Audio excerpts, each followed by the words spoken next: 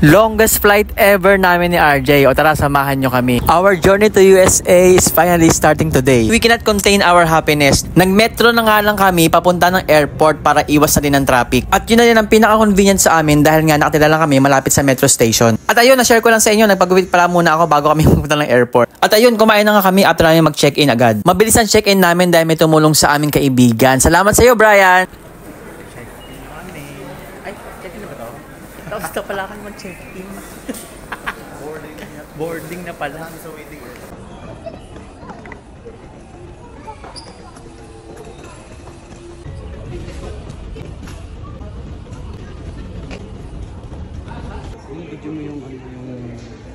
Ayan, yung tinuturo ni RJ na yan yung aming aeroplano sasakyan, Saudia Airlines. O tara, sakay na tayo, dali! Short story, before na-share namin sa inyo kung paano yung journey namin sa pagkuha ng US visa. Dahil doon, somehow may mga questions kami na-receive through our TikTok and other social media account. At dahil doon, somehow meron kami natulungan ng ibang tao. Ito po ang isang example dyan. Going back, pagpasok namin ng airplane at pagkaupo, binigay agad kami ng mga wet wipes sa itong headset. Wala pang 2 hours ang flight namin from Dubai papuntang Saudi at nag-transfer na kami para sa aming 13 hours flight. At pagkalapag namin ng King Khalid Airport sa Saudi, ayan, ang ganda, diba? So bali less than 2 hours ang layover namin dito para sa next flight namin. Mabilis lang siya, actually hindi mo maramdaman yung oras mo. Bakit nga pala Saudi Airlines ang napili namin? Simple lang po, dahil mas mura po siya. So yun, naka-board namin ng airplane. We're lucky kasi guess what? Guess what muna? Okay, sabihin ko na. Kasi walang nakaupo sa amin. Diba? Yeah, nakaupo. So walang nakaupo. So sakop namin 3 upuan. Yan. Okay siya. Makakatulog kami ng maayos para sa 13 hours flight. So thank you. 14 hours. Yeah. Thank you, Brian. Thank you, Brian. Success yan. So ito na nga, nagsimula ng aming lumipad. Ito ang aming unang in-order na food. Yung nilang chicken, parang chicken biryani siya eh. Tapos merong dessert, saka merong cake. Masarap yung cake actually. Then after ilang hours, sinarap na rin aming merienda. Ayan, ginising ko na si RJ dahil dumating ng aming pizza.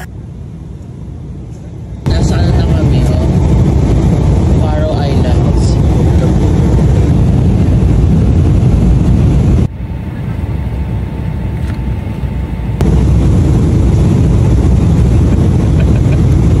Dahil mahaba-haba pa ang flight namin, ayan, nag-entertain muna kami. Maganda dito sa Saudi Airlines, guys, dahil meron kanyang screen TV.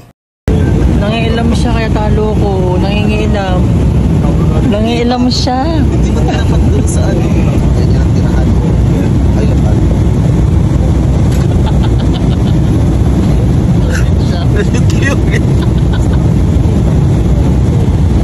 Kapal na mukha mo.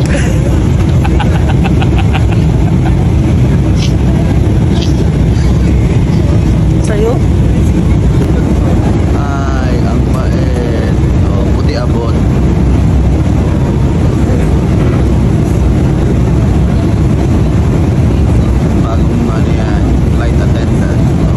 Tinatawag kasi ng baggage yung flight attendant kaya hindi siya napapansin. Kaya yun, ako na lumapit sa kanya.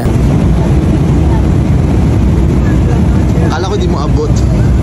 Tungtong ako sa kanang maliit na ano. So ayan, kain ulit. So nabusog-busog talaga kami dito sa flight na to. After kumain, so ano pa nga bang gagawin? Hindi syempre matutulog. Ay. Kala ko tulog ka, baliw. So habang naghihintay na aming landing, hindi na ako makatulog yan dahil sobrang busog. Ayan, nanood na ako ng entertainment habang nag-inom ng soft drinks. Ayan, si Arjen tutulog naman siya dyan. At ako nag-i-enjoy sa aking soft drinks, merienda ng piatos at manonood ng movie. At naku po, katatapos ko lang mag-merienda. Ayan, pagkain na naman. So yun, gising na si RJ talaga para sa aming last meal sa flight na to. So yun na nga guys, bago matapos ang vlog na to, maraming salamat sa inyo at i-share namin sa inyo ang iba naming activities during our stay dito sa aming New York trip at Canada trip. So yun, tama narinig nyo, mag-stay pa kami ng Canada. We will share our US and Canada trip sa inyo. Salamat!